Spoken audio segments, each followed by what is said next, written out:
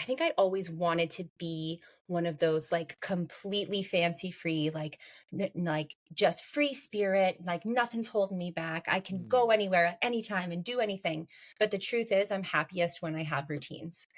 And I've just like had to accept that about myself as I've gotten older, that if I want to be happy, it means I have to go to bed at a good time. I have to exercise every day. I have Yeah. to like do my grocery shopping and my prep cooking on Sundays so I y- feel like prepared for the week. And so Yep. I've just sort of accepted like I'm a bit of a routine rat and that's okay. Like, Totally. you know, I can have room in my routine to be a free spirit, but like Uh-huh. a little bit of structure is like actually good for me. Totally. Yeah, like I'm moving back, I've realized I'm a kind of there's a big part of me that's a little old lady. And, and I just want to pet my cats and go to sleep by 11 and be happy in that way, you know? I Like know. a rested Rudy is a happy Rudy. And that Yes. doesn't happen when you're out all the time. I Oh. know. Jokes in the gym. Jokes in the gym. Not jokes in the gym. Jokes in the gym. Jokes in the gym. With Rudy Tibersi. What is up, my friends? I hope this records because I just recorded one of these and it didn't take. Sometimes that's what happens, and I'm okay with that. Because, you know, I just got a little warm me up. I got a little warm me up. How do you warm yourself up? What do you do to get ready for a day? What do you get done in the morning, in the midday, in the nighttime? Do you know when you work best? Do you know what makes you get up and go? Or are you just chilling? Are you chilling until you're ready to go? Is that how it works? Probably not. Most of us get up and do a thing whether we want to or not. We just kind of do it. And I don't necessarily want that in my life. I don't want to coast through. I had some weird stuff pop up in my life this week. I got an fender bender.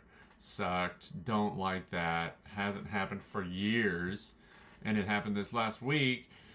And you know, you feel like a dimwit. You know what I mean? You feel like a doofus, like a ding dong. You feel like just someone who should know better. You're an adult. You're driving down the road. You know how to drive. They know how to drive. What happened? And well, that's yet to be seen. We're going to see whose fault it was, I guess, with insurance, and then we'll go from there. We'll see what happens. Life. Liggity life. So I was dealing with that all last week. And then I had 2 podcasts I recorded. I had a show I was on. I got the night wrong. I was doing all kinds of missteps last week. And that's just what happens. Got smacked around in the car. Got smacked around in my head. And things shook up. And I still did my best. I went to work. I went to the gym. I saw my family. I pet my cats. I fed them even. I fed myself. I kept going. I got all my workouts in. I did all the stuff I needed to do, even if it wasn't 100%. And that's what I'm trying to do, is figure out how to just do stuff sometimes. It doesn't have to be 100%. In fact, it probably shouldn't be 100% a lot of the time. You know what I mean? Don't go full bore all the time. Take a moment to know when to put on the brake.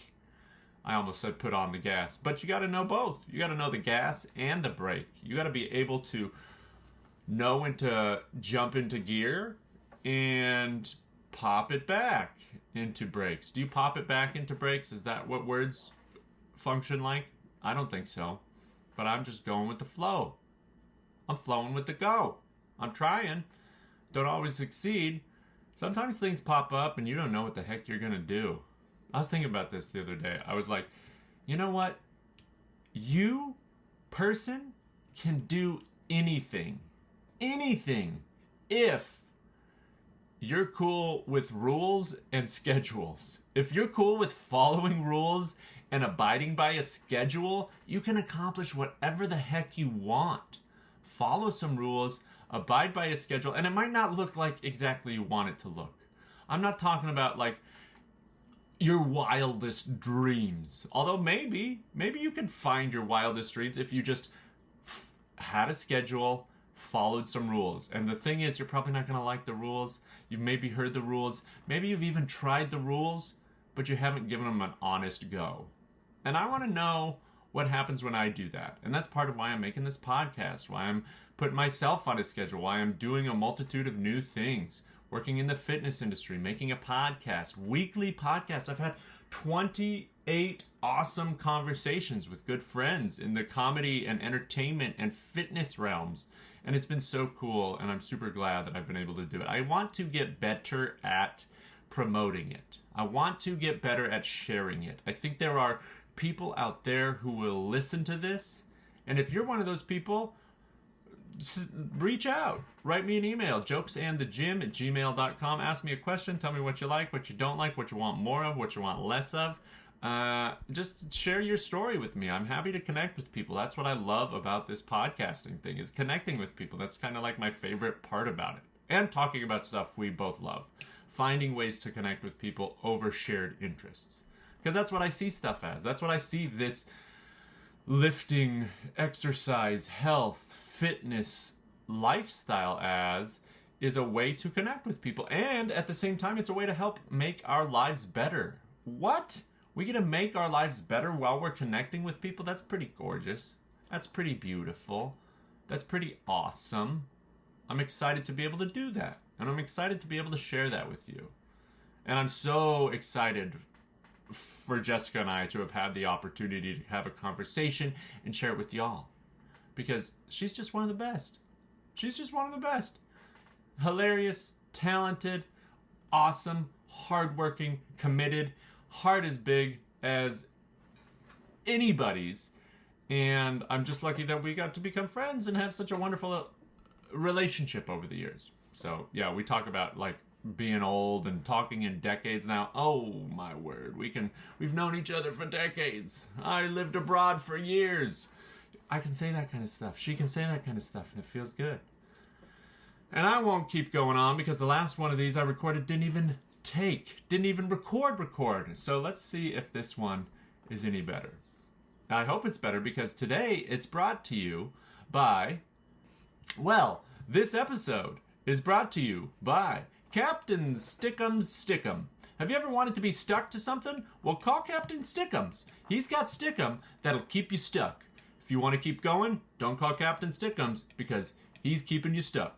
So when you want to stay in the same place forever, call Captain Stick'em. He'll give you the Stick'em. Captain Stick'em. Stick 'em up. Don't ever move. And with that fake piece of advertising that nobody wanted or asked for or has ever done anything for anyone, I'm excited to share my episode of Jokes in the Gym with Rudy Tibersi with my wonderful, hilarious, amazing guest, Jessica Adel. Thanks for stopping by. And we're off. What is up, folks? Hello, world. And by world, I mean several people. The most discerning viewers on YouTube, really. Yes, I think. On the tube, on the spot, on the Apple, on the places. Yeah, I'm stoked to be here today. And I'm stoked you're here. And I'm stoked my guest is here today.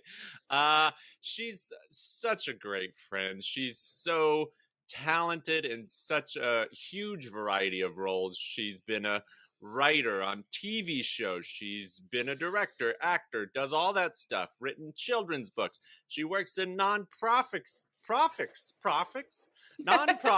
There's no profits, but there's not profits either. In the nonprofit sector, give it up for one of my favorite Canadians, and that's high praise because there's a lot of great comedians out there. My wonderful friend Jessica Adel. Woo, woo, woo, woo, woo. Rudy.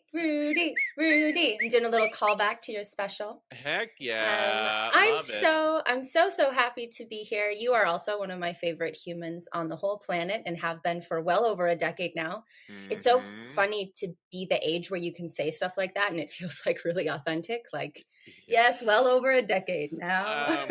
We speak in decades. That's the unit of time that's appropriate for people like us now. Yeah, we do. When I was recently doing some resume stuff and sending out a resume after I recently did a job change about 6 months ago. And when I was writing the resumes, I was like, after a decade abroad, I was like, oh, I sound like such an adult.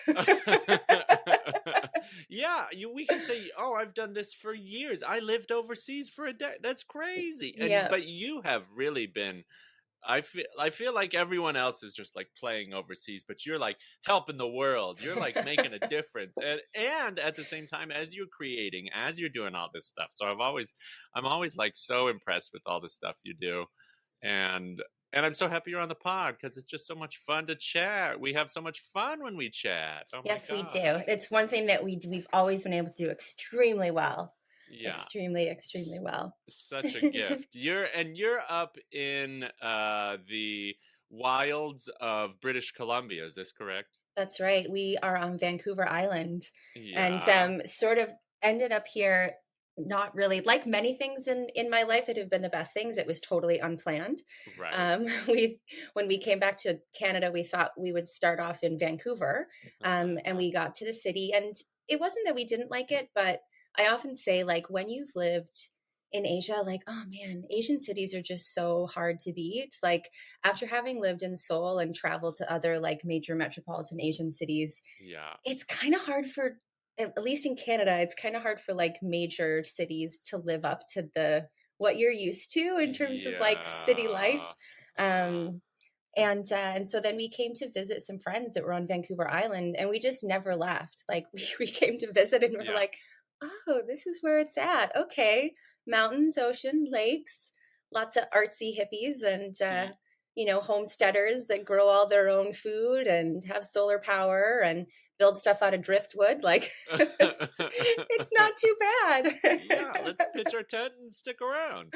Yeah, so we just decided to stay, and that was I realized recently I have to stop saying that I'm new to the island because it's been 5 years, I know. Isn't it which weird? is it's bananas, like truly, truly bonkers that it's been 5 years because I feel at home here, but I also still feel sort of like I just got here. So Yeah, there's something about that decade abroad that just like won't leave you alone. I don't, do you find that to be the yeah, case? 100%. It really sort of warps your sense of time. I think, you know how when you go back and think about high school and it was only 4 years, but Yeah. it feels like it was an eternity. Like high school Right. felt so big and so long. And I think, in terms of our biology, it has something to do with what's happening in our brains at that time, like all the work that our brains are doing to Uh-huh. develop and grow and help us become the people we're going to be. And I think because of all of the intense changes that you go through when you take yourself out of your normal context and go to another country and figure out how to live there, and I Yeah, think it changes your relationship with time. totally. Yeah. High school is like the first time you're a person. Yeah, Like yeah, it's that's like true. before that you're just like a mishmash of loose ends, and then Yeah, you're like, "Oh my gosh, I have to do something with these yeah, thoughts and feelings as yeah. opposed to just go wild all the time." And And Korea was kind of the same way. I know I was going to say, then you hit your mid 30s and you're a total mishmash of loose ends again, and Yeah. we got to figure out how to braid them all back together. My ends are so loose, Jessica. Can you braid my ends, please? I think we're close enough. I could braid your ends for you. Yes, thank you, thank you. You do when we hang out. Well, you were one of my special people before. Like I would have when I just in general, but like you're someone I would like seek out to spend time with the day of a show for me personally, because it was just like, oh, Jessica vibes, your husband vibes, Kale vibes. It's like I love these people, and it's just so nice that when we get to connect, it doesn't feel chaotic Yeah, yeah, or hard or challenging. It feels like, oh, this is a person who accepts me and sees me and yeah. wants to play and support and be in the moment. Absolutely. Yeah. I in the job that I was in previously, working at a women's anti-violence organization, I worked with a number of clinical psychologists, and this amazing woman, Bernadette, she was our head clinical psychologist, and she talked about people who have the ability to like calm our nervous system down. Mm, She talked a lot about fight or flight response and the vagus nerve system, and how it's mm, connected to trauma, and how there are just certain people in our life that have the ability, you're in a room with them and just sort of everything in you that's like maybe vibrating in an unpleasant way can just kind of take a breath and like mm. calm down. And I think you've always been like that type of a person for me, that when we're together, any of those little zips and zaps and hard edges, they can kind of just like relax and take a breath. And those relationships are really rare and special. Hmm. Yeah, we're so lucky to, have friends like each other, and when you do have that kind of relationship with people, it's like nice to be able to appreciate it.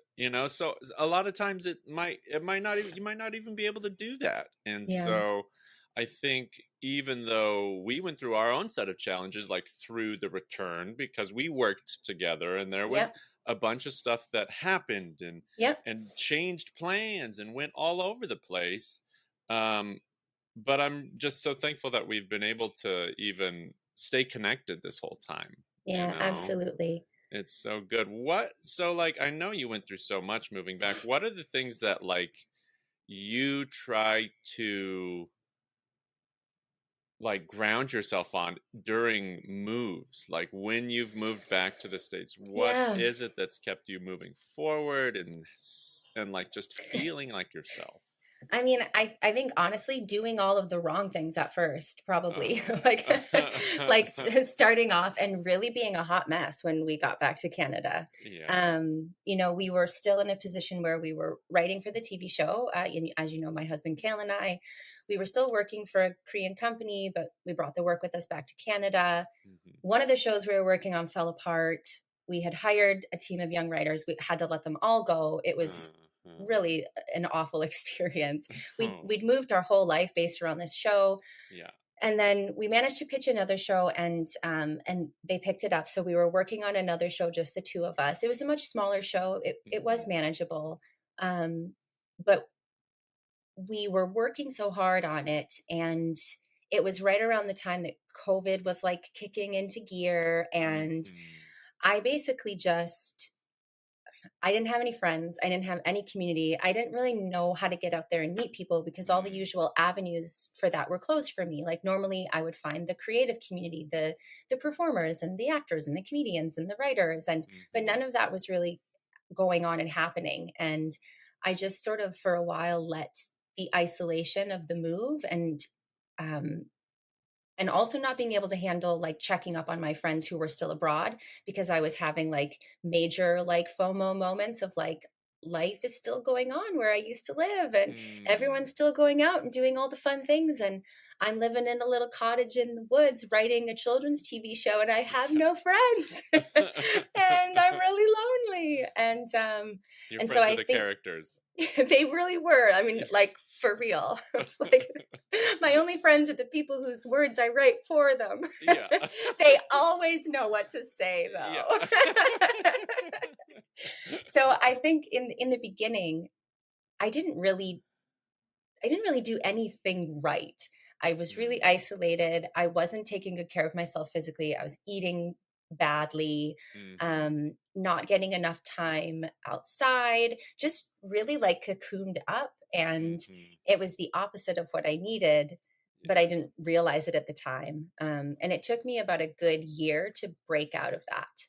Right. And to end up leaving the TV show. That was a big part of it, was recognizing that just because I have this job that it feels cool to tell people that like, oh, I Mm. remember this TV show, and Mhm. that I actually had started to kind of hate it and not Mhm. want to do it anymore, and that it was not making me happy. Yeah. Um, so recognizing that and walking away and figuring out like, okay, now I have to be an adult and figure out what comes next, Right.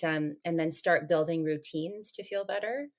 So I think one of the things that I've realized is that I think I always wanted to be one of those like completely fancy free, like like just free spirit, like nothing's holding me back. I can go Mm. anywhere at any time and do anything.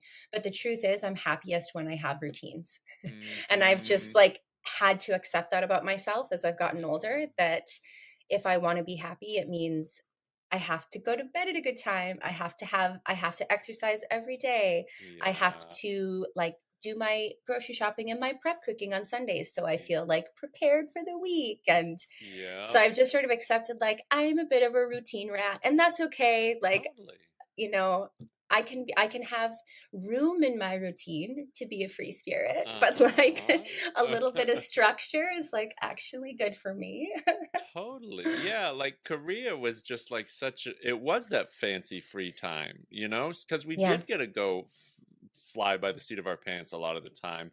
But like, yeah, moving back, I've realized I'm a kind of, there's a big part of me that's a little old lady.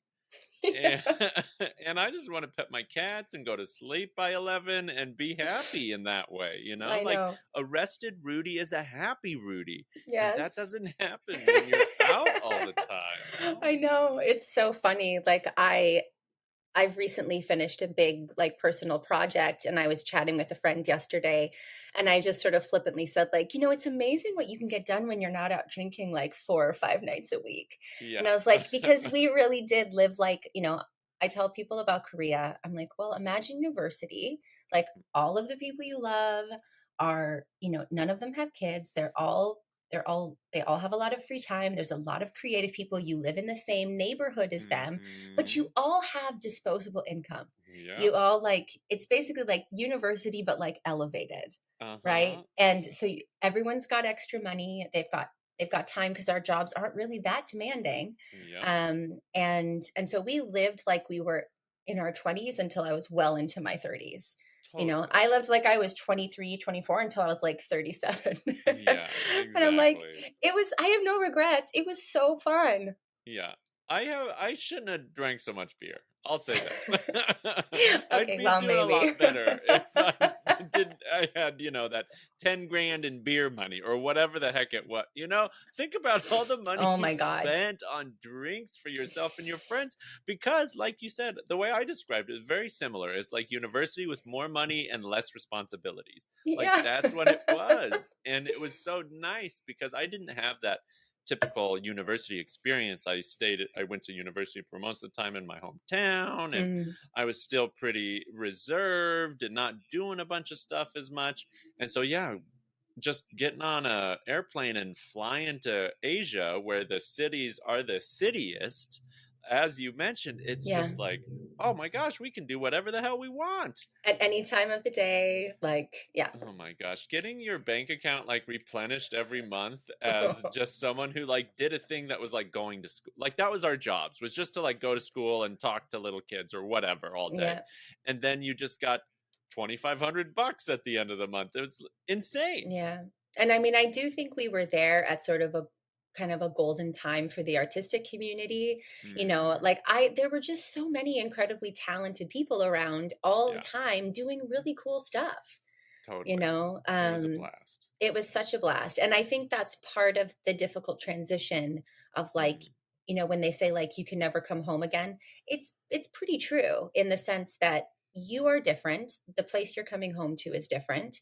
you know Hmm. eh, Things have changed here, you have changed, so when you're coming back, you might be coming back to the same country, the same place, but you've been so essentially changed, and the Right. place is also changed, that I mean, it really is like you might as well be coming back to a different place because so many things have changed. Yeah, I'm always interested to see what lenses I have on when I go to a place I've been before. Like, how do I view this place now? Like, what is that taste like at this point in my life? Because Hmm. the last time I was here, I had this certain expectations, and a lot of times it just doesn't live up to it, and you're like, Yeah. oh, okay, oh, all right, sad. Yeah. It's true, but I also find now that the pleasure that I take in smaller things is bigger. The joy that I have in like in finding contentment versus excitement.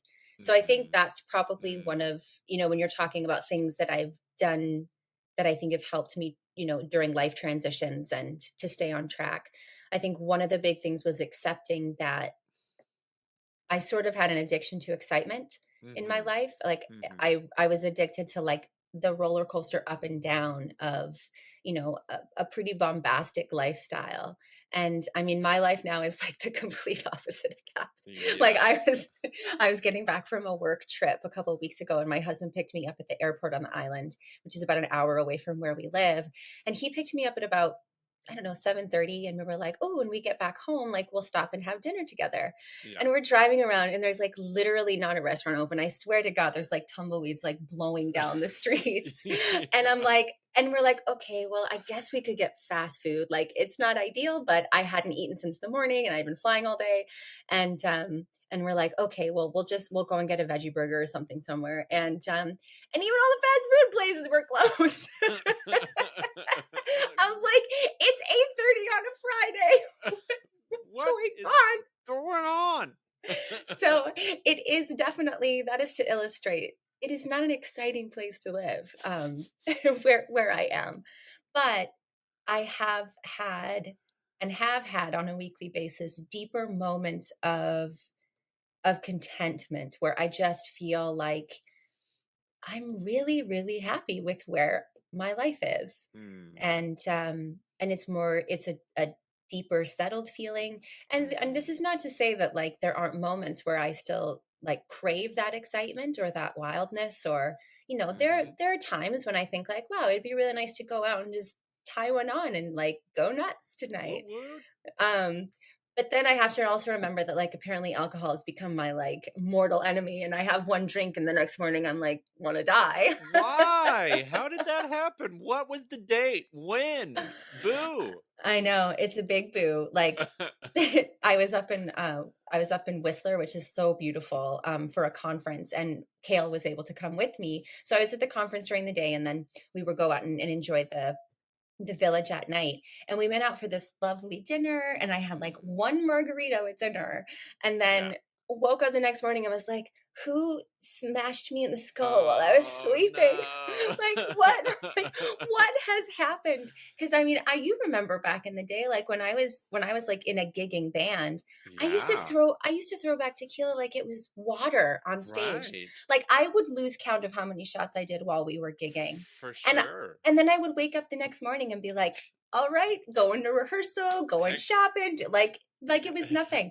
It's insane. Yeah. I don't know. Maybe my body just hit a point where it was like, yeah, no, we're not doing that anymore. Yeah. And you know what? It's crazy to think about, but I'm also pretty grateful that that's not where I'm at anymore. You know, it feels so.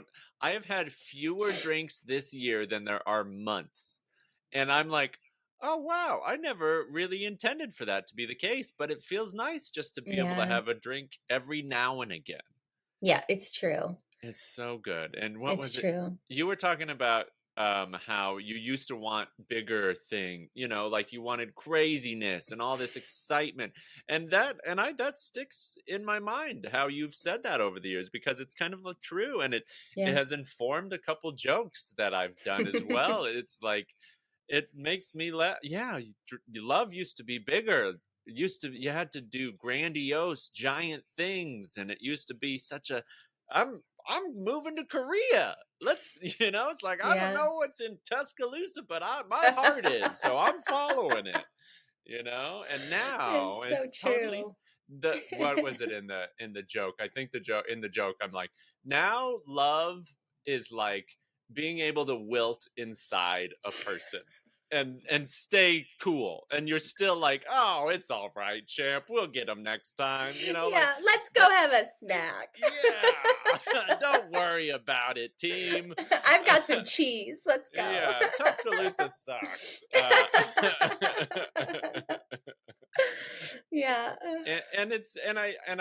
That voice kind of like is in my head when I start to get judgmental with myself about like, oh, I should be doing this, or I used to be able to do this, or I wanted to want something so hard. Yeah.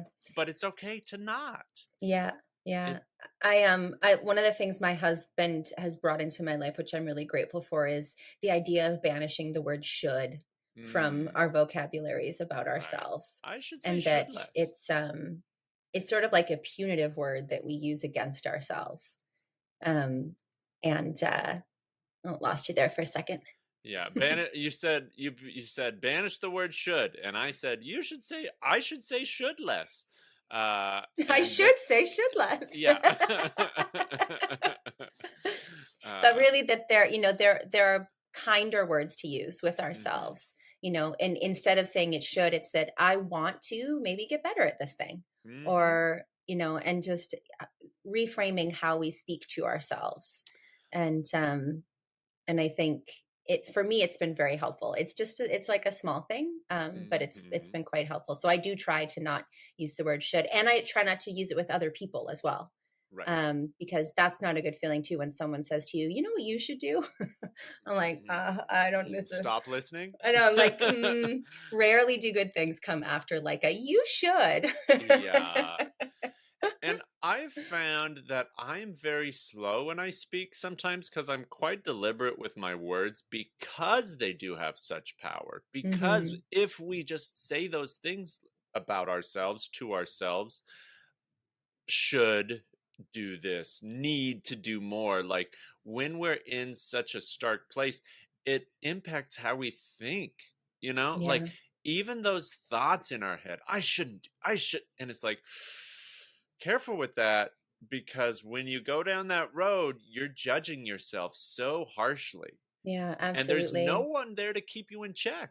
Yeah, So yeah. I do the same, and I kind of speak slowly, especially when it's kind of an important topic or issue or my emotions are involved, because I don't want to be beating myself up or judging others. I don't love value-based language, I try not to Yeah.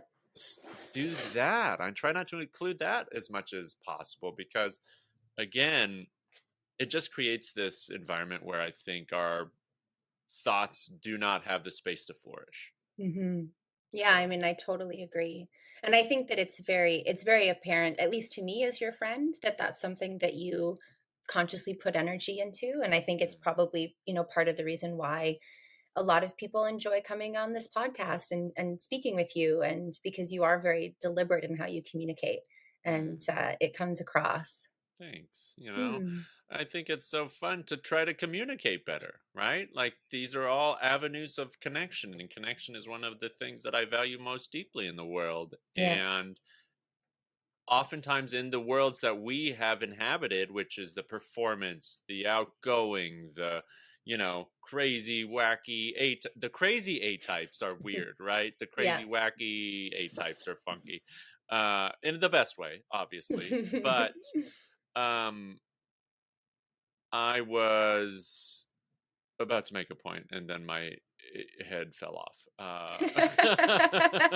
I worked today. I had a full day of work. I worked this morning. Good for you. I Yeah. because I know we had tried to do this last week, and we were set up to go after a work day for me, and I was like, Can't. no, no, I have No. complete banana mush brains. Like, it Yeah. just, it was one of those weeks. I mean, I love what I do, but there Hmm. are weeks when it takes a lot out of me, and that was one of those weeks. So I'm impressed you're doing this after work.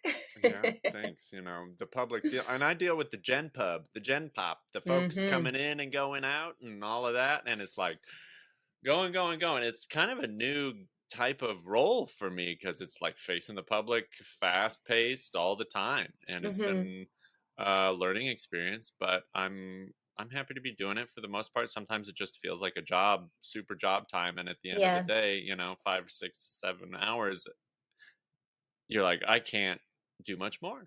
How do you feel that interfacing with, like, as you say, the public, but with people all day long, how has that affected your energy level in terms of like your writing? It has, and I'm Hmm. working with it. Like that's essentially the point of doing the podcast and being more intentional with stuff, is to find how to balance those energies. And so I have put less importance on going to as many open mics as I used to, Hmm. because those are high input and low output Yeah. a lot of times. And so you have to put a lot of energy, and you have to really be on your A game. And when I had less to do, or jobs were maybe even a little less demanding, it made it so that going to mics was a little more palatable. But at the end of the day, after you've interacted with people all day and you've seen folks and they're so not interested in being funny, uh, although I make people chuckle at the desk out here and there. It's fun to interact with folks that way. But I just don't go out as much. I prioritize sleep more. I Yeah. plan more for the week ahead.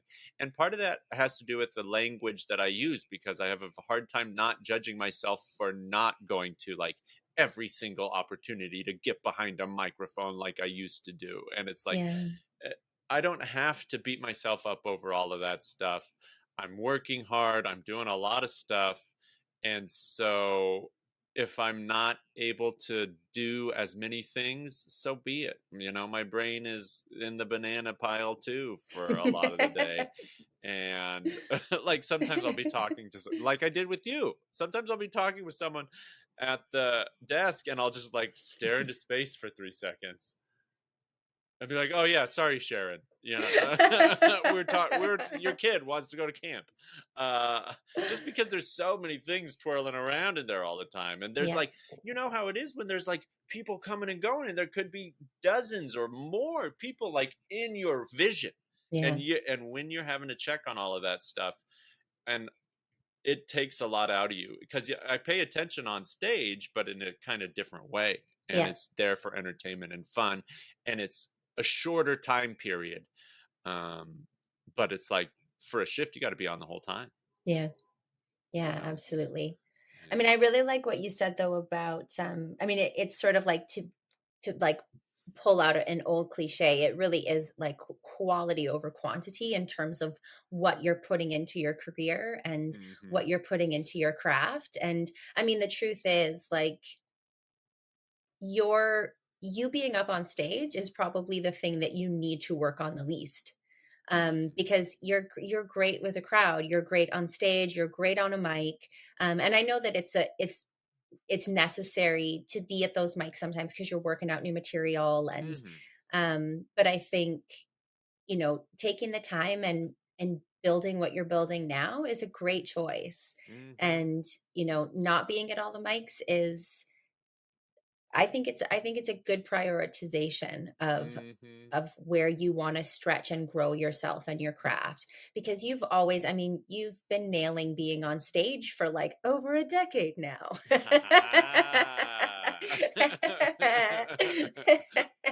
Yeah, you like that? Bring it back. Booyah. Years and years. Yeah. And and so it's good to remind ourselves of that sometimes. It's like we don't have to focus on, and it's been something I've been doing for so long, and I'm trying to expand in other ways now. Yeah, You know, I'm trying to exactly. expand online, and I'm trying to work on that kind of stuff, and I'm trying to get more experience in a field that I haven't necessarily had experience in. And Hmm. so um that's fun, you know, and it's cool to think about that in the long term picture. It's like that's why I'm working an entry level job in a you know, fitness facility, is because I believe in it, and I want to get more experience in there. So Hmm. it's pretty cool. Your experience right now is in nonprofits, and Yeah. so you know full well how it feels to be just zonked at the end of a day. What is that process like for you? How do you find time to replenish? So I found that even, you know, with the job the job I have now, and the job I was working previously, the best thing I've done for myself is sleep. So Mm. like going to bed early. Like I am like in bed between 9:30 and 10 o'clock, like every Oh night. yeah, Like that's for hot. real. It is. It's so sexy. I'm like, I got my 15-minute face care routine, Oh put yeah. on the J's, Ooh hop into yeah. bed. Oh yeah. Say it slower. So good. Um, and because that enables me to get up early. And so Mm-hmm. I've really become a morning routine person. Mm-hmm. The morning is like my little bubble of time to make Mm. sure that I do everything I need to have a good day. Because I work remotely and I work from home, and I work across several time zones. My schedule is can be really, really different from day to day. Like some Mm. mornings I'm on a call at like 6:30 or 7 in the morning. Sometimes I don't have, you know, I'll be on a Zoom at like 8 or 9 at night. So as much as I can try to anchor that good bit of sleep, and then as much as I can, you know, I try to be up doing my thing by 5. So I usually like start my morning with some personal writing because I've been working on a couple of personal writing projects. So I try to get at least a half hour to an hour of writing time in the morning because that's when my brain is the freshest and it's when I feel my most creative and the world is so quiet and there's no interruptions. I don't put on any music. I just let it be silent. And then after that is when I have my workout, and I'm like such a basic bitch when it comes to workouts because I grew up in, I was like a tween in the 90s, and Yeah. my first love with working out was Taibo. Heck yeah, Billy Blanks. Oh my God, I Billy did all Blanks. I'm like, I did all the Taibo videos, and I have done a few recently just for the fun of it. And Yeah. Billy Blaze is still going strong. I just have to tell you, Is he he? does. Okay, this is what's so amazing about it. So he does videos just like filmed in his garage Yes. with I'm pretty sure which is just like all of his like female neighbors. So Yeah. there's like, there's like women in their 60s, women in their 20s, like all just like, in their workout clothes in his garage / like he has like the door up and so they're like spilling out onto the street. Nice. And he's just doing the routines. And I mean, he's got to be in his 60s 70s now, Something, like, yeah. and he is like still going for it. Like I did one of his I like love this. recently just to see how it held up. I did one of his new like hour-long like summer blast like workouts, and I like it kicked my ass. Like at the end of it I was like, my ass hurts, like that was good. It like ended with this like down on the ground like doing like donkey kick things without like lowering your leg, and I was like, wow, my butt is like twitching. It's I'm like feeling it, Billy. feeling it. But so I fell in love with workout videos. I know it's like it's such a hilarious basic like girl thing, dude, but I love a workout video. I love someone leading me through what I need to do and knowing that I'm going to have everything I need by the end of the video. So there's a couple, and I love that I have no excuse because I do it in my home. So during COVID, we bought a bunch of free weights. So like we have them set up in our house. And then we do have a small gym in the first floor of our apartment building. So if I want to get on a machine, I can pop down there and do it. I'll do it like maybe once or twice a week. I'll go down and use the treadmill if it's raining and I can't get outside. But I love that there's like thousands of amazing videos on YouTube. Like there's no excuse to like not find something you like. So lately, I'll get into kicks with videos. And lately I'm on a kick with this like amazing this German workout guru, and her body's like unbelievable. And she's so fun to work out with. And she does like, she puts out a new video every week. And she does everything from like all sorts of weightlifting routines, HIIT workouts, Tabata workouts, Pilates workouts, yoga workouts. So kind of whatever I'm in the mood for and however much time I have, because she has some workouts that are, they're like 24 minutes. So I'm like, okay, I've only got time for like a quick workout this morning. I'll do a HIIT. I'll get everything I need. We'll do some body weight. I'll get really sweaty in like 24 minutes and be done. Or if I have more time, I'll do like an hour-long video if that's what I'm feeling. And I don't put too much thought into it. I wake up, I try to lift twice a week. So I try to make that I'm doing some sort of lifting something sort of heavy twice a week. And then I mix it up with cardio or body weight or HIIT or on the other days. And when I do it in the morning, I feel like it's the best thing I've ever done for myself psychologically, because I feel like the rest of the day, even if it's a shit day, and even if work goes crummy or I have an argument with someone or I'm just not feeling it, I still go back to that morning and I'm like, I did a good thing. Like I did at least one really good thing for myself today. Like no matter what, nobody can take that away that I got up and did that thing. It's so awesome. And you feel better physically, mentally, oh my gosh, every way, almost immediately. Yeah, it's so true. Like I think something clicked for me. I mean, I don't know if it was turning 40 or what, but I mean, I do think it's a thing. Like it's a thing in our society, like especially Such a for dirty women, word. like 40s, it's a thing. Yeah. But I actually loved turning 40. Mm. Ever since 40, I've felt a release of a lot of crap, like just Mm. things that built up, held me back, made me overthink, made me Mm. judge myself. And I think since then, especially, I've had a big psychological shift in fitness and working out, and Mhm. I'm doing it so much more now for how I feel versus how I want other people to view me.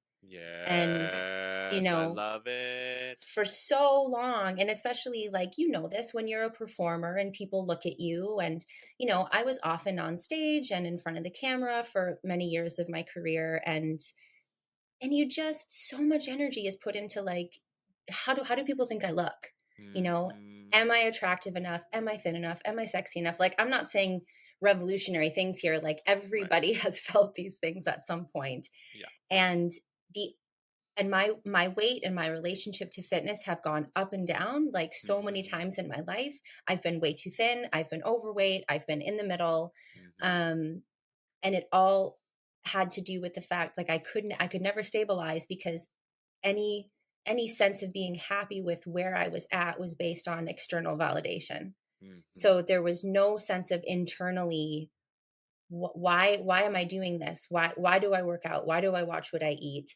Mhm. Why do I sometimes overeat or undereat, or like all of these things? And it's because none of it was based on how I myself felt.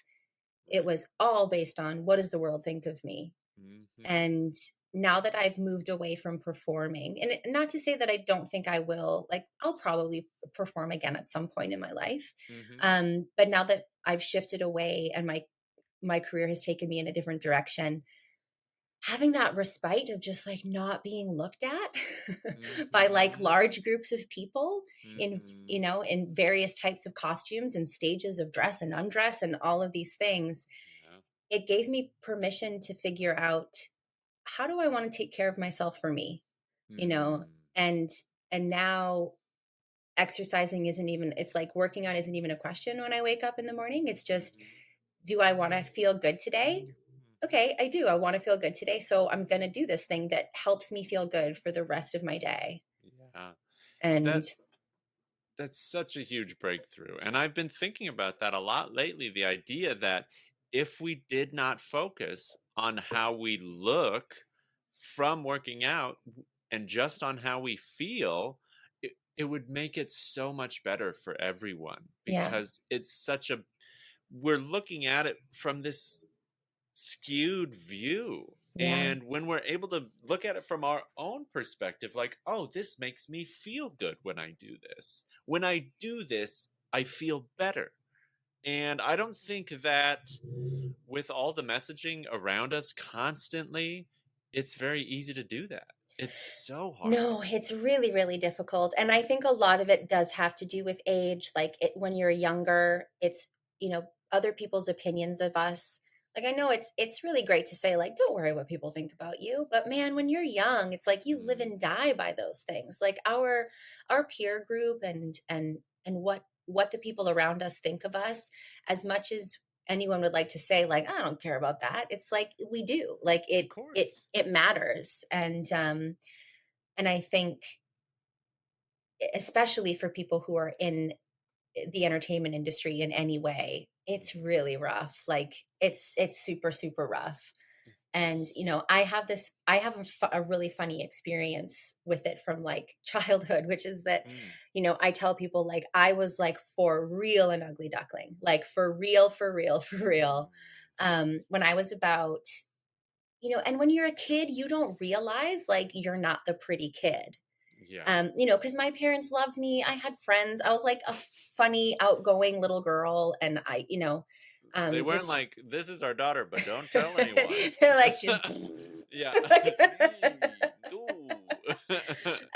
but I went through this phase from like about 9 to 12 where I was just like the goobiest thing, one, two legs. Like it Yeah. was, oh God, pictures from that phase. Like I was chubby, I had braces, I had glasses, I had a All of horrible it. like Love it. 1980s like poofy haircut. Gorgeous. Oh God, it was so, so bad. But it was Yeah. like I kind of didn't realize, like I didn't know that I was like a goob. I was just a Yeah. happy kid. Yeah. Um And then the summer before grade 9, so going into my first year of high school, I started running. Mm. And I started to run. I I grew about 3 or 4 inches like in a matter of months. So I lost my like chubbiness. Yeah, baby layer. I got my braces off. I got Uh-huh. contacts and my Uh-huh. hair grew out. You And did a so she's all that. I mean, it's like it's so cheesy to say, but I kind of did. And I went to high school and people were like, who's the new girl? And I was like, guys, it's just me. Like, It's me. and so like suddenly older popular guys are like asking me out, Oh, and I yeah. didn't know what to do. And I think it really warped my sense of self because it was like I'm the same person inside, Yeah. but because of how I look on the outside, suddenly everybody's treating me like super, super different. Right. And so even though I think I, throughout my adult life, have been considered like, an attractive person, Hmm. I'm still like a chubby, fat, weird girl on the inside. I get it. Like for real. Like Yeah. that version of me is like still in there. Yes. And She exists. She she deserves really to exists. exist. She really exists. And I think as you as you mature and you like gain different levels of self-awareness, recognizing like some of the boundary issues I had when I was younger and like dating guys that maybe I shouldn't have dated. And I think a lot of it had to do with like I just love the validation so much Hmm. because I hadn't had it, Yeah. when I was younger, and suddenly getting all of that attention and being made to feel like, oh, you're pretty or you're special or all of those Hmm. things. Um, it made me it didn't help with some choices when I was at delicate ages. Yeah. I think I was way into male attention for like a good part of my teens, and Little boy crazy. yeah, just a little bit. Well, it's Just a I little. mean, it's intoxicating, right? Hmm. It's totally an intoxicating feeling of getting this attention from others one way or another, and it presents itself in a variety of ways. And for some people, that's like a destructive pattern, or for Yeah. others, it doesn't end up that way. And Yeah. it seems like you handled it. Yeah, I handled it. It's handled. But it's like it's good to know the things that it's good to know the things that could give you trouble.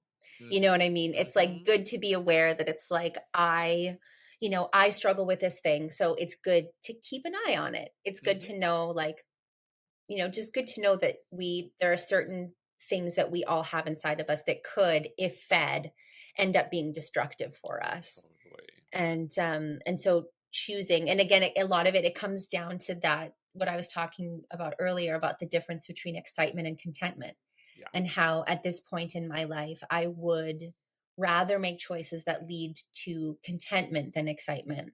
Mm. um, I've So certainly not always been at that place. right. But I think it's because ultimately I'm happier and it's better for me. Now we'll see if if life changes and I'm suddenly presented with like tantalizing choices, will I always be in a place where I'll be like, no, I'm going to stay home and have my tea and go to bed early so I can get Yeah. up and meditate and work out. Like I don't know if I'll always be able to do that, but right now my life is Yeah. such that that is the choice that feels best, and that's what I'm doing. So For sure. Yeah. Yeah. It's like, yeah, the wolf isn't fully asleep, but it's true. it's back there in the pasture a little bit Yeah. further back, you know. So what are the things you're trying to keep an eye on these days? So what are the things you're trying to like be conscious and mindful about in your own life? um I mean, I think it's really important for me to right now I'm trying to find the balance of loving where I'm at, um and also having goals for the future. So Mm, it's, I am very, very happy with my life right now. mm-hmm. I love my job. I love the people that I get to work with and the things that we get to do in the world. But I also still have creative drives and things that Yeah. I want to accomplish on my own.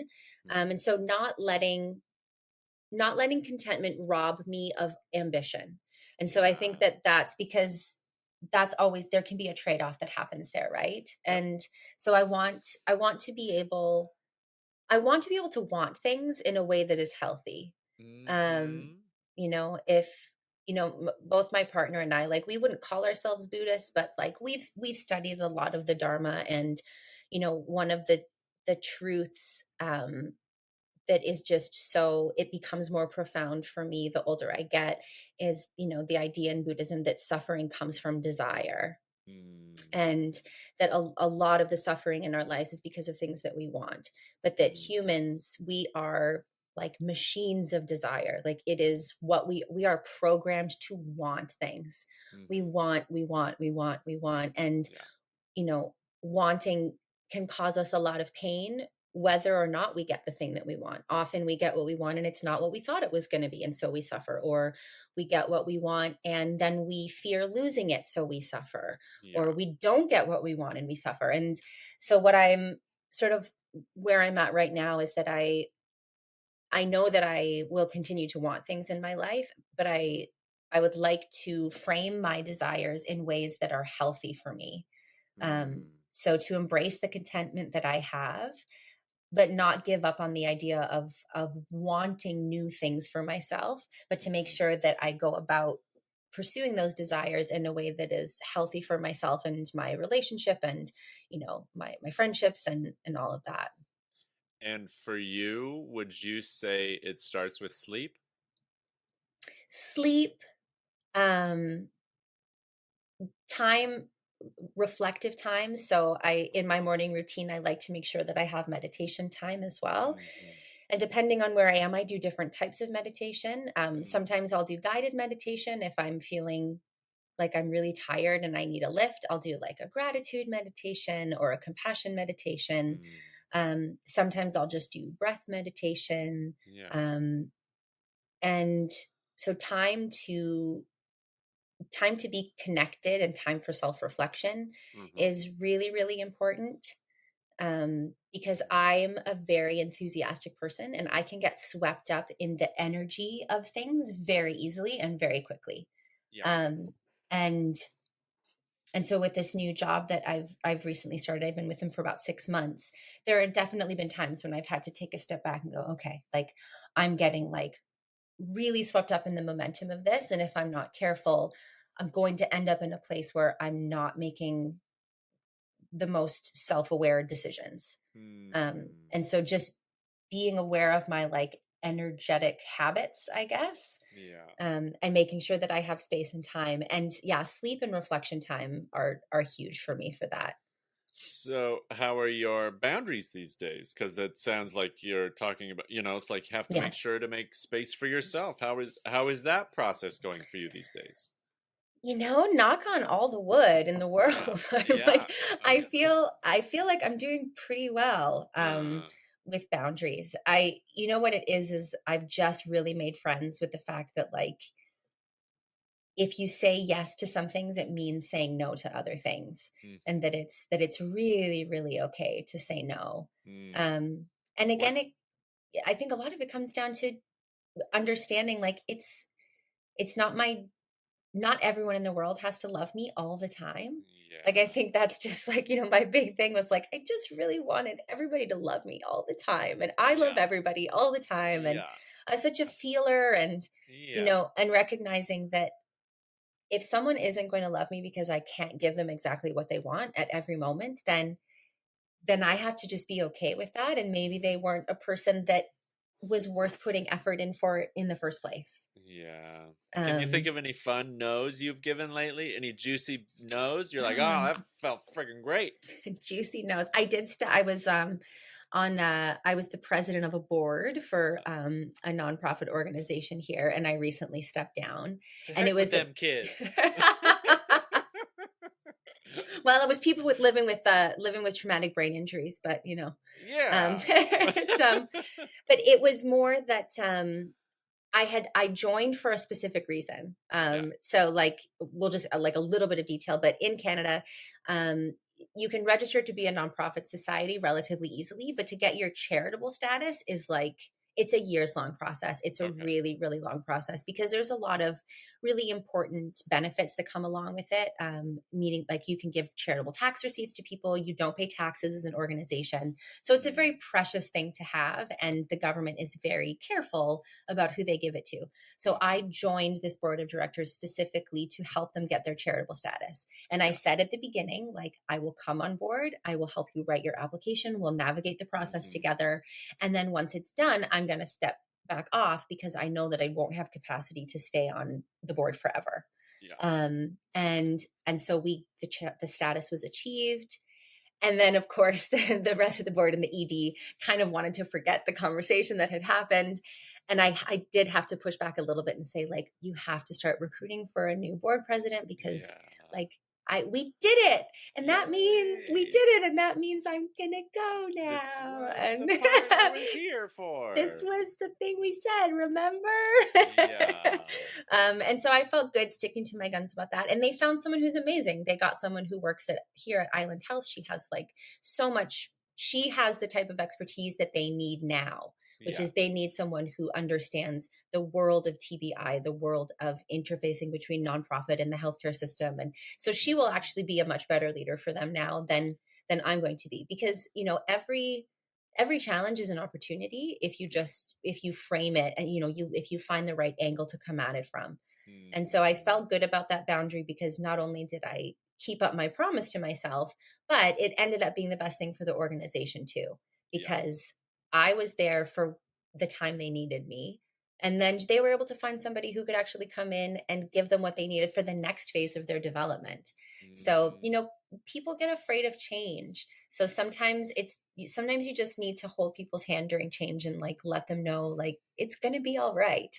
Like, Mhm. everything, we're going to make it through this. We're going to make it through, and trust that the right people show up at the right times. Yeah, but doesn't it feel like bullshit, even though you know in your head saying no can lead to a better yes? But then when you're saying no, you're also like, but I'm an asshole for this. This Yeah. sucks. Yeah, it doesn't feel great. It Yeah. doesn't feel great. I recently said no to another thing. There's a group of very lovely like artsy folks here in our little island community who want to do a capital campaign to raise money for a new performance space. Mm. So our town has a really big, beautiful performing arts center, but none of the smaller community groups can afford it because it's like, Mm. it costs like 10 grand or 12 grand or something to rent it for a night. Like, it's really expensive. Mhm. And you have to pay the union fees for all of the people that work at the theater. And I mean, all this. So, and we used to have like a nice little, independent theater. It was like 120 seats. So, perfect for little Such a community nice groups. size. So good. But then the building got purchased and bulldozed. Oh. Oh. So there's this really lovely group of local people who want to like raise, like a bunch of money. I think the Yeah. goal is like 6 or 7 million or something. And that in my area of, charitable expertise, I'm a fundraiser. That's Mhm. kind of where I found myself, is I'm the person Mm. that doesn't feel any self-consciousness walking to a room and asking people to give me money for something that I believe in. Good. And so, of course, they found out about me and contacted me and asked if I wanted to spearhead like designing the campaign. And I was like, I do, but I don't. I know that I would love to do this for you, but I also know that it would cut into personal goals that I have set for myself. Right. Right. Like, I want to finish these projects that I'm working on. And if I Yeah. keep saying yes to what other people want me to be involved in, I'm going to keep letting myself down. Yeah. Right? Like, I'm not going to reach those goals for myself Yeah. because, one of the reasons I left writing for the TV show was I was just really tired of giving all of my creative capital for somebody else's dream. Like, Mhm. it wasn't my show. Yes, Mhm. I was part of the development of it, but the brand existed before me. Kale and I walked into an already existing brand. We Mhm. developed a lot of it, but at the end of the day, it was not our baby. It was not Mhm. our show. Right. And so I have to keep, sometimes when I have the impulse to become overly in like overly committed and overly engaged with outside projects, I remind myself, like, this is why you made the shift that you did in your career, so that you Mhm. would have the space and the time to do creative projects that mean something to you. Totally. You're something for yourself. So So by making that time every morning for yourself, that's prioritizing you and your projects. Can you share any about the projects you're working on these days, or what you're yeah, excited about? yeah, sure. So I'm I'm just over the hump of really exciting and now into slog again. Oh yeah. So I've recently finished my first full um, novel, Ooh. for middle grade kids. So it's like for ages like 8 to 13, which is apparently like Yeah. my wheelhouse. I'm hilarious if you're 12. Um, and Must be why I've we get along. I'm like, if you're 12 or if you have the sense of humor of a 12-year-old, Yeah. I'm Hi. I'm like just your flavor. Yeah.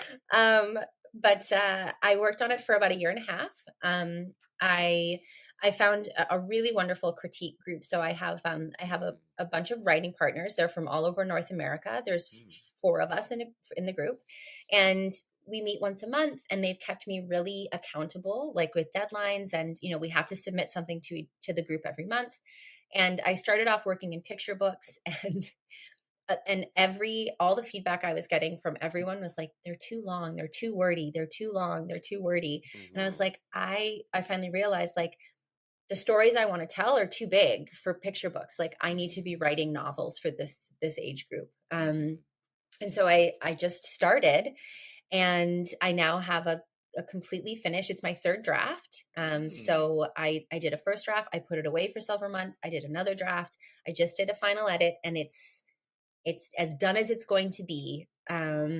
So now I'm entering into the phase of trying to get a literary agent, which is Oh, just so fun, I bet and it's a not blast. and not at all a horrible string of heart-eating rejections. Oh, is that the name of your book, Heart Eating Rejections? Heart-eating Those rejections. are the bad guys. Yeah.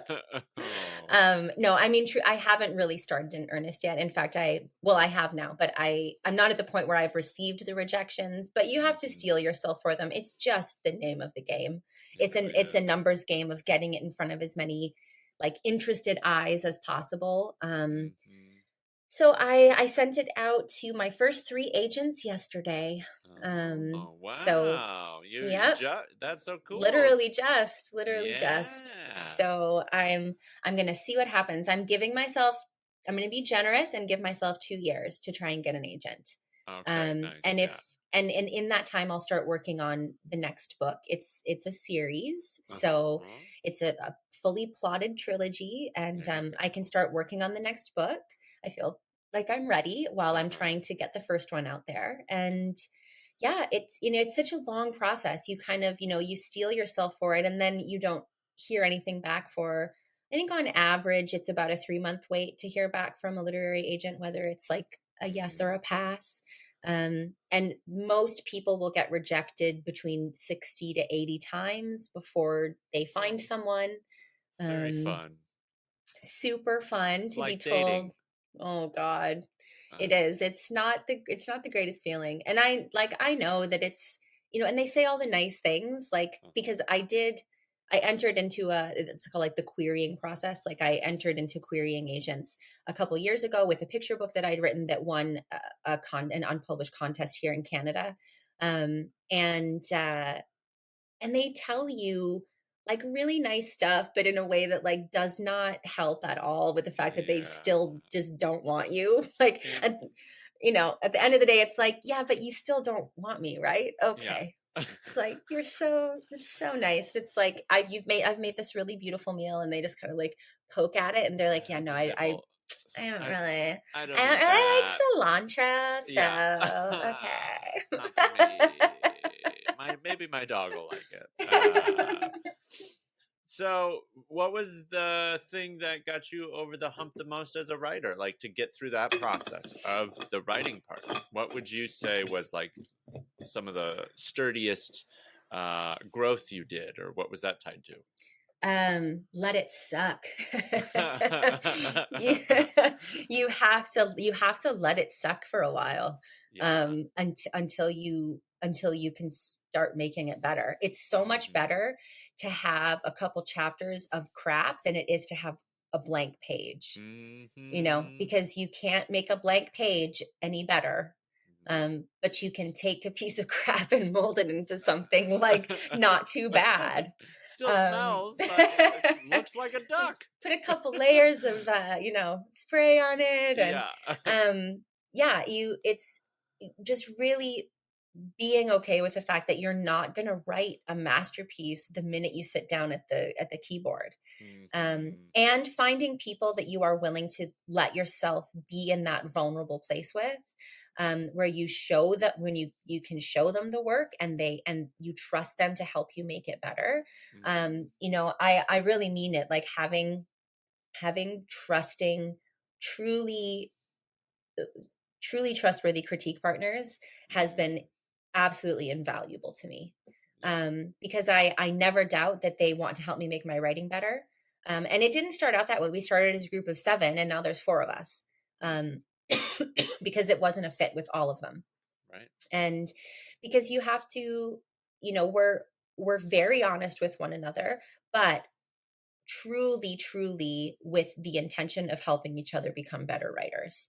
And when one of us has a win, it's like we all win. One of my critique partners recently got an agent, and it was like we all got Mm. an agent in that moment. We were Yeah. so thrilled for him. And I love that. we've been together for 3 years now as a group, and Mm.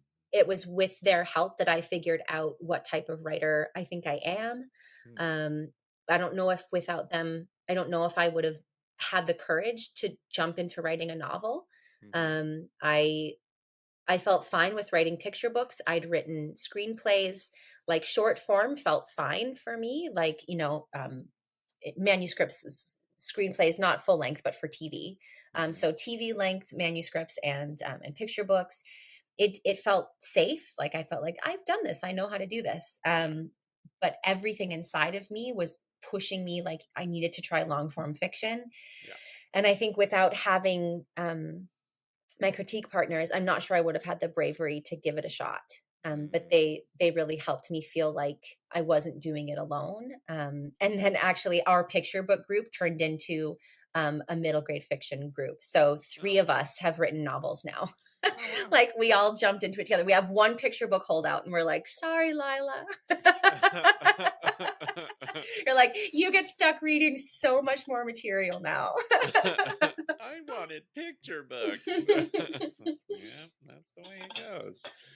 That's so Yeah. cool. It sounds like you're really it feels like you're planting yourself beautifully where you are right now. Do you feel like a sense of security, a sense of home, that contentment you mentioned? How is that showing itself?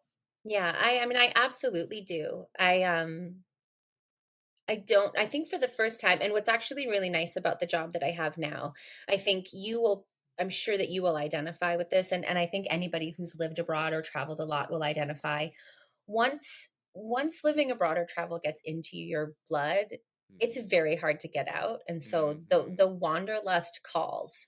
And I've never been a rooted person. Mm. I've always been a what's next person. Like, Yeah. okay, what's next? What's happening? Where am I going? Hmm. Um, and and I was starting to get little hints of that about a year ago, of feeling like, oh, I would find myself just randomly looking up, like, what's it like to live in Costa Rica? And like, I hear they speak English in Belize, and you can Yeah. live there without a visa, and you can just go and live there. Ooh. And realizing like that part of me was starting to like come forward again. Yeah. But now with the job that I have, I get to travel quite a bit. Yeah. And it also connects me to a lot of people in different places in the world, and i'm I'm getting connected to an entirely new culture. I feel quite comfortable and confident in a lot of Asian contexts because of where we were. And I Hmm. worked, we worked interculturally with people from all over Asia when I was working for the NGO, and now I'm working in a Middle Eastern context, and so I have to learn so many new things, and I'm constantly reading, and I'm constantly trying to educate myself and get better at understanding the cultural nuances of where I'm working and what we're doing. Mm. And so I sort of feel like I've reached a really lovely balance where I love where I'm living. I do feel that I'm putting down roots, but Mhm. with this new movement in my career, I'm also able to leave and to go and experience new places and new Mhm. things and meet new people and Yeah. have those delightful cultural moments that show you something new about yourself. Yeah. I'm able to have those as well, and so I think for now, yeah, I don't think we have any plans to leave. Love So it. So yeah, nice. It's so nice to be in a place that you're like excited to be, right? Because yeah, that's the hard part about so many yeah. things is like enjoying the process of it all. It's true. And bringing it back to fitness, we live in such an easy place to put your health at the forefront. It's a really active area. Like I remember this I think it was a Jim Gaffigan joke where he says that like visiting the Pacific Northwest, like everybody dresses like a hike might break out at any moment. And I'm like and I'm like, Yeah. no, I'm like, no, I'm like, you get it, right? Like Uh-huh. you get it where you are. And it's like it's so true. When I started this job, I looked at my wardrobe and I was like, I have to buy things that aren't yoga pants Yeah. because I'm gonna have to like be in rooms with people in suits Yeah. and I was like, I didn't own a pair of heels anymore. Like I had fully transitioned to island wardrobe, and but it's because it's so beautiful here that you want to be outside and you want to enjoy it. So Yeah. like on top of the workouts that I try to get in the mornings, we try to get out for a hike at least 3 or 4 times a week. So like on a good week we might get out for a walk or a hike like 6 or 7 times. So Even cool. on a bad week we're out probably at least 3 times. I mean Bad week. there's beautiful trails, like literally out, like we step outside of our door and in 5 minutes we're on a trail in the woods heading up a mountain, and Yeah. it's just so beautiful. Uh-huh. um What a and we gift. live it's swimming season. I've really gotten back into like lake swimming. So Fun. now that it's going to be warm enough to swim, we'll probably get out to the lake at least 3 or 4 times a week. Like Uh, just we can be there in 10 minutes and then just like dive in. Like there's this really s- really cute lake about a 10-minute drive from us, and there's no it's a small lake, so there's no power boats allowed, no motor boats, so oh, it's like wow. super quiet and you can swim Ah, across like the length of the whole lake. yeah. And it's really beautiful, so I can't wait for that summertime. Like Sounds getting in the movement is just really joyful when you live in a really like naturally beautiful place. heck yeah. Yeah. It feels getting outside just feels fulfilling. Like it feels enriching and rewarding just to be outside sometimes. So even now, Yeah. as it's starting to get nice, I mean, I do yard work all the time, but it's just like important to be outside, breathing some grassy air, Yeah, it's getting that true. pollen in your You know, nostrils, although sneezing. I heard this really sad thing the other day, which was that apparently that smell of fresh cut grass that we all Uh-huh. like love so much, Yeah. apparently it is something that the grass releases when they're in danger. It's like it's apparently the scent is like, help, Help look us! out. It's like, look out, danger's coming. Oh I my was like, gosh. oh no. So really, like when we're smelling that, we're just smelling like the death cry of like all the Yeah. blades of grass. I was like, That's oh no. ridiculous. I So went, now every time I smell it, I'm like, oh, yeah. poor grass. Oh, I have this old joke. It's like, if God didn't want us to destroy nature a little bit, why did he make cut grass smell so good? I was like, cut rainforest must smell amazing. Oh, Glade scented, fracking scented plugins. uh, Yeah. Well, it's always so delightful to chat. It's so nice to connect, and I feel so grateful that we've had our friendship maintained for so long. It's been I know. such a gift It's in my life. it is. And it's so cool what you're doing. Like Mm, I love I love being able to talk about these types of things. Like I think that our our bodies and how we take care of ourselves and our creativity, and it's all really intimately connected. And I think mhm, that there is a pervasive idea within the arts that somehow like a abuse of the self is like good for your art, yeah. that like suffering creates better art. And this is not to say that, I mean, here's the thing. If you're a Mm, human, you're going to suffer. Like right. life is hard. Yeah. Bad things happen. Life is Hmm. really, being a human is full of crazy shit. And so we don't have to seek it. Like it's going to, suffering is going to find us no matter what we do. It'll be there. You can guard yourself against it in a million bazillion ways. It's still going to find you. Oh yeah. And I think as artists, sometimes we really romanticize the idea of different forms Mm, of suffering mm, and abuse of ourselves by drinking and drugs and partying and staying out late and you know and destructive relationships and mhm. all of the things. Yeah. um and I think I've just reached a point where I'm like, life is tough enough on its own. I don't need to do those things to myself. Yeah. Totally. And I'm actually, I have, I've produced the biggest thing I've ever done creatively in my life. I've produced it at a time where I was really prioritizing my own wellness. Mhm. And Mm, I think that I was not ready. I don't think I could have written this book at any other time in my life. mm, I just wasn't ready. I wasn't prioritizing my own wellness enough to have the space to give birth mhm, to a thing. mhm. And I do think there were times in my life where I had ideas that could have been the big thing for me, but I Yeah. was not ready for them, and so they left.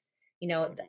Elizabeth Gilbert talks about, in her like really famous TED talk, she talked about the idea, the ancient idea of like having a muse, Mhm. and like this that ideas are brought to us, that they sort of like exist out in the ether, in out there, they're already there and they're fully Yeah. formed, and they come to you because you're the right vessel to give birth to this idea. Mhm. And that if you are visited with an idea and you don't put it out into the world, it's not going to stay with you forever. And the Mhm. idea will go somewhere else, and it will be born in a different way through, through someone else. Mhm. And I actually had, this is like related to you actually in like a Mm. tangential way, because in my mind, you were always the star of this. So I had an idea in Korea like several years ago for a film a film that I wanted to write. Mm.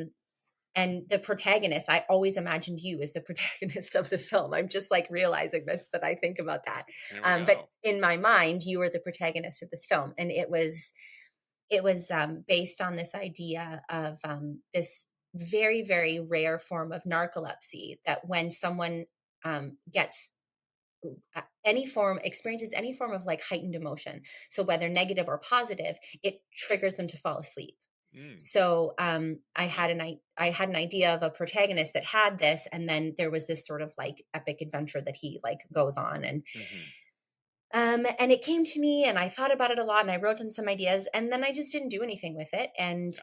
right when I first moved to the island, it was storming out like crazy. I was driving back from the grocery store, and where we were living at the time was like quite rugged. Like there's no street lights. The trees are so tall here on the island that at night, if the moon is blocked, I mean, it's pitch dark. So it's like Mhm. pouring rain, it's pitch dark. I'm like driving down. I still don't know the roads very well because we've just moved here, and they're all Yeah. like windy and small. And so I'm driving and I'm listening to the CBC, and they were talking about new films that were coming out, and someone starts describing this film, and they're like, it's about this man who has this particular form of narcolepsy, da da da da, and he has to find a way to, and they were basically describing, with some variation obviously, the exact idea that I had had like Right.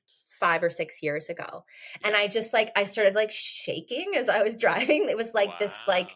lightning bolt went through me. And I was like, it just felt so true and real at that moment that the muses had brought this idea to me and I didn't do anything with it. And they went, Yeah. well, she's going to sit on it. So it's going somewhere else. We're Yeah. going to we're going to let it go somewhere else. And it's not to say that it was like the world's most, groundbreaking idea, but the similarities between what had come to me and the film that was being described on the air was so like undeniable. Yeah. And I was like, wow, it really struck me as true. And it showed me, I wasn't ready for that idea at Yeah. that time. And maybe the muses were testing me and they were giving me a chance. And I just Yeah. went like, nah, I'm going to do this other thing for a Mhm. while. Come back to me in a few years. And luckily they did. Mhm. Luckily they came back in a few years and gave me another shot at something. And this time I actually had the self-discipline to Yeah. like sit down and write the damn thing. Mhm. Because that's where So the muses do their work, is discipline, yeah. like they come and they present you with a gift, but you, in order to unwrap it, you have to put hours and hours of work in. Yeah, you do. And you have to be comfortable with the fact that it's not fun. Like that's the thing about writing is Yeah. sometimes it sucks. Sometimes it's really hard. Sometimes you Mm. sit down and you just garbage just flows out of you and Yeah. I've had weeks where everything would get scrapped. Mhm. And you just have to keep going back. You have to keep Totally. going back and keep going back. And eventually you have something that you love. Yeah. And I mean, some days are amazing. Some days you sit down and it flows like water and Right. you find your flow state and it's just like things are flying and it feels amazing, Yeah. but you can't expect that it's going to be that way all the time. Right. Some days Yeah. it's just some days I hated writing. I was like, I hate this. Certain parts when you reach certain crux of a story and you can't figure out how the pieces are going to fit together Yeah. and you get into that struggle with it. But it's finding the inner strength to go back day after day. Even when you've had days that are like you're producing nothing that you would ever want anybody to read. Yeah. Yeah, the artist's pages are, from the artist's way. Mine Hmm. are, I have so many notebooks full of just gobbledygook, just Yeah. random thoughts, and you just got to do it. You got to press it Yeah. out to get to the gold, to mine Yeah. the gold, to get to the good stuff. Oh, morning pages were how I started to snap myself out of my like burnout after leaving the TV show. Mm, So nice. that was one of the things that started to turn it around for me. I love that. Yeah.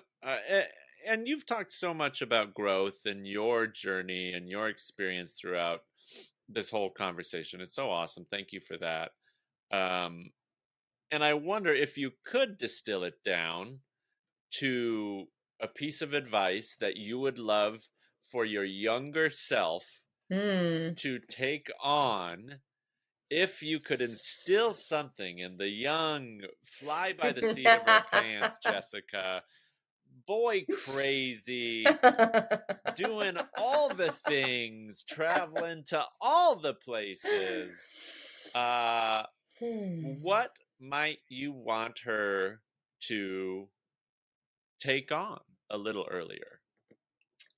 I think a little healthy structure. Like Mm, it's not like a sexy thing to say. yeah, Um, but that like that healthy structure and saying no to some things. yeah, Um, because there are definitely things like I had mentioned, I've always been a pretty creative person and I always had a lot of ideas.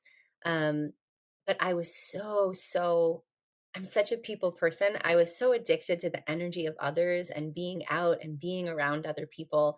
mm, It's not necessarily to say that I regret that, but I would like to tell younger me that, you're capable of a lot yeah, in terms of your own personal creation. If you just took 20% of the energy that you put into other people and put it into yourself, mm, um, you could accomplish a lot of really great stuff. mm. Um, I but love that. it's that being said, I don't have regrets. Like Yeah. the life that I've been so lucky to know and experience so many amazing places and people. And the older I get, the more I realize that again, it's quality versus quantity. And I have some amazing relationships in my life because of those times. And, people that I will keep with me until I'm, old and shriveled up and have stopped dying my little gray roots and, and all those things. And so in that sense, absolutely no regrets, because the relationships that have come out of the choices I've made have been pretty amazing. Yeah, that's so cool. Good. Yeah, you don't strike me as a big regrets gal. No. I love it. I love it. No. What about you? I want to know yours now. Want to know my what? If you could go back and talk to your younger self, if you had anything that you would want to share with him. What would I want to share with myself? I would, a couple probably, drink less. Drink less booze. You don't need all that booze. I might steal that too. I could take younger Jessica could take that to heart a little bit, I think. Drink half as much, okay? Yeah. Even half as much. Because that will still be a lot. I would still have a lot of fun on half as much booze. Have fun. And don't be afraid to say no, to be yourself, and to make decisions that put yourself first. Yeah, that's a really good one. That was like 4 or 5 answers at once, but it's good though. They're all good. Yeah, there's a lot of growth I think I could do. And so, but the beautiful thing about that question is it's really just about what would you tell yourself right now? Yeah, I was literally just thinking the same thing. I was like, all of these things are good to remind ourselves right now. Because it really is. It's like recognizing, when I was younger, I remember thinking like, yeah, well, when I'm an adult and I have it all figured out, and then you become it. I just remember like getting older and being like, when am I going to hit that point where I like know it all and have it all figured out? And then you realize like, oh my God, everyone's faking it all the time. Like all the adults I know are they're figuring it out as they go, like everyone else. Yeah, you don't have it all figured out, but you're okay with that. I think that's where the confidence comes from. Yeah, you're okay you start with to go knowing like, less. yeah, this is all right. Yeah. Oh, it's what so a nice. fun talk. It's so nice to chat. Yeah, it's always so delightful. I think we could call it. All right. Yeah, stick around for a moment afterwards, but you're so great. You're one of the great friends of my life, and so I'm just glad that you could be on the podcast and people Me too, Rudy. Could hear a bit more about you and your story. You're such a vibrant presence in the world, and everybody who you touch is better for it, and I mean that truly. I love you, Rudy. I love you too. Anything you want to say or direct people to as we finish up? Well, I mean, we've talked about the charitable work that I do. So I'll just say, if anybody's curious to know what that is, you can visit 30birdsfoundation.org and find out about what we do. We work with female Afghan refugees, and it's pretty cool what we do. That. So yeah, just have a look at that. 30 Birds Foundation. Is it 30 spelled or 30 as in the number? Yeah, awesome. the numerals. 30 Birds Foundation.org. Yeah, that's it. And you'll be there. Okay, Jessica. I can't wait to visit you someday. Well, it's going to happen. And you're going to visit down here someday, too. It's going to be so nice. Yes, we are. That's really not that far. It's not that far at all. We're all part of Cascadia. Yeah, I'm just going to show up with a casserole one of these nights. Oh, I can't wait to eat that vegan-y casserole that you bring down. Give me all them fakes. You're the best, Rudy. You're the best. You're the best. All right. Until Thanks, next everybody. Time. Thanks, everybody. Bye. Jokes in the gym. Jokes in the gym. Not jokes in the gym. Jokes in the gym. Jokes in the gym. With Rudy Tibersi.